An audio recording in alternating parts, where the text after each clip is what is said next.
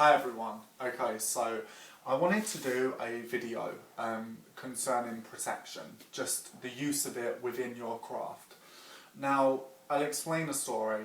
Basically, today I was talking to a young lad. I'm not going to say names because I don't want to, sort of share personal details with anybody, but just want to explain the idea behind this video. Now, this young lad had obviously been practicing witchcraft, however started to feel quite sluggish recently and felt like it'd come to a halt within his practice. Now, he felt as if, he hit a wall and there were certain things around him that he didn't feel comfortable, and he knew there were things around him. Now, it's so important to keep yourself well cleansed and protected, and it is.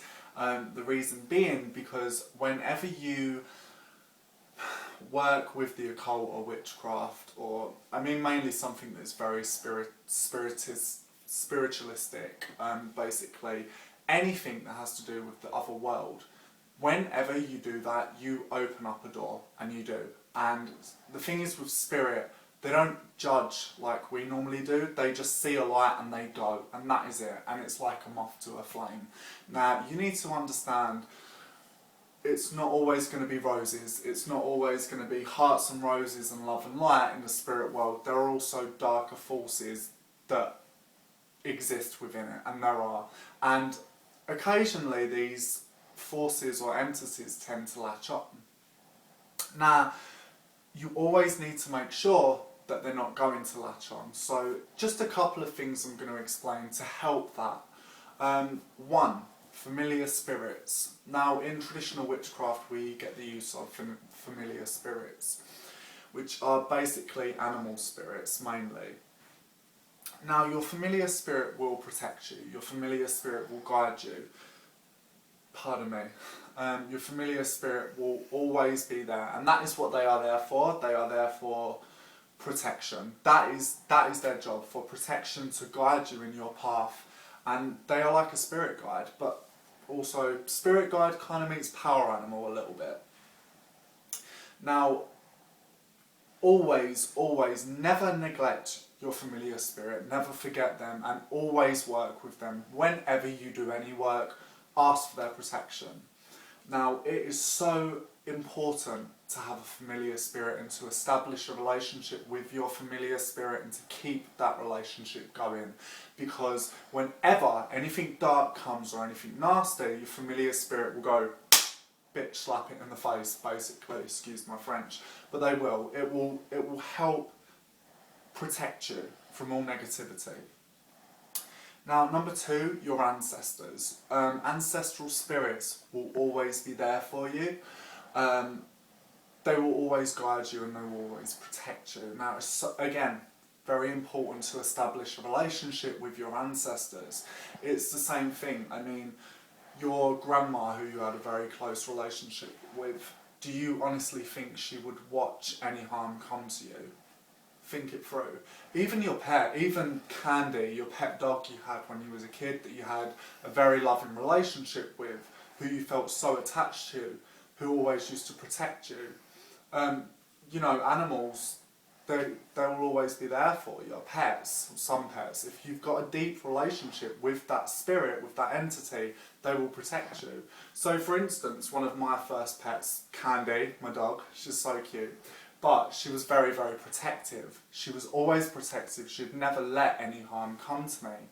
So, of course, she will always be there in the spirit world. She will always, if I call upon the spirit realm, she will always be there, such as my nan as well, my granddad. So many different, it's not just people spirits that reside in the whole ancestral spirit path. And people laugh at the use of animal spirits, but animals are quite powerful. And, our pets contain a lot of love. And I don't want to sound fluffy or new age or anything like that, but it is true. I have had pets come to me in dreams or visions, or I've seen them, in order to warn me or protect me or help me, and I have had it. So, as I said, and just every ancestors will always be there and they will always protect you.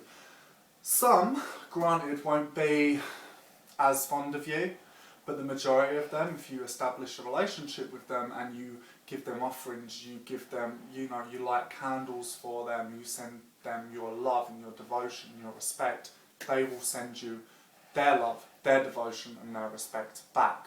So it works mutually with ancestors as well as a familiar spirit.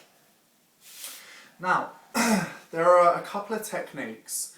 Always cleanse yourself. I cleanse myself at least once a month in order to filter out the spiritual shit that I pick up, basically. And you will always attach, not always attach, but just to make sure that you're cleansed of anything that you might pick up that might interrupt your work or might be negative towards your work or hinder you, basically. So always make sure. A good technique is to do sage smudging. Now again, I might sound a bit new age here, but hear me out.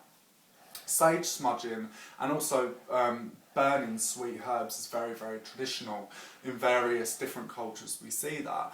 Now just a normal sage smudge with an affirmation, maybe I cleanse myself and purify myself of all negativity, will do it. Keep it simple. Having a salt water bath. Some people use kosher rock salt, which is blessed by rabbis, or just sea salt or table salt. Basically, salt has always had purifying effects associated with that. Salt has always been associated with purification. Sorry, bear with me a moment. Always make sure by your altar, if you feel recently there has been negativity around you or around your workspace, keep a dish of water with a couple of blocks of camphor in it. Now this will help, this will act as a filter. I haven't got it on my shrine at the moment, but at the moment there are particular things that I'm working on where I don't really need cleansing at the moment, so to speak. Now, always do that. The camphor trick is very, very good. It works. You can also do it by your front door and your back door and your shrine if you want to go full out with it. Sorry, my partner's being really immature. Now, another thing you can do on your altar is crossed rowan branches. Now, this is a really traditional thing, but this is associated with protection. Rowan has protective qualities to it, so always have. You can have you don't always have to do it, but it's just some sort of things that you can do. Always have crossed rowan twigs together, and they're normally sort of bound with red thread. Now that's another nice little charm that you can do. Also you get hold stones or hag stones now. They've got really good protective qualities about them. You could always keep that near the space in order to ward away evil and negativity. Now, excuse me. Now, another thing you can do is quite simple, and this is actually a technique from my mum, and it's a spiritualist technique, but I use it quite a lot, is you light a white candle and you basically ask spirit to remove any hostile entities, any negative spirits around you that may be hindering your work or maybe affecting you in a negative manner, and that's always a great way. Ask spirit to take them away, to take away that negativity. Another thing you can do is when you're in the shower, this again is a spiritualist exercise. When you're in the shower, imagine the water as a rainbow of light basically washing over you, and as it washes over you, you see all the black, all the negativity swirling down into the plug hole. That's a proper spiritualist thing that my mum taught me. And another thing is imagine yourself in a pure white light, and that white light will protect you. That white light is love. That is pure love and pure protection from the spirit world, from spirit. Now the last 3 exercises I have given are spiritualist exercises. Sometimes it can be used in traditional craft, but they are mainly spiritualist, but they work great for me. To wrap this video up, always, it's just such a necessity. Make sure you have an established connection with your familiar spirit they will protect you. They will literally repel anything negative, and that is what they are there for. That is their job. Always keep that relationship with your familiar spirit, and also always make sure that you have a relationship with your ancestors. Pay notice to them, pay attention to them, because they will protect you, not just spiritually, physically as well. Now, I'm going to wrap this video up and say goodbye, and thank you for watching, and I hope you use these techniques given, and let me know any feedback. Over and out, and peace.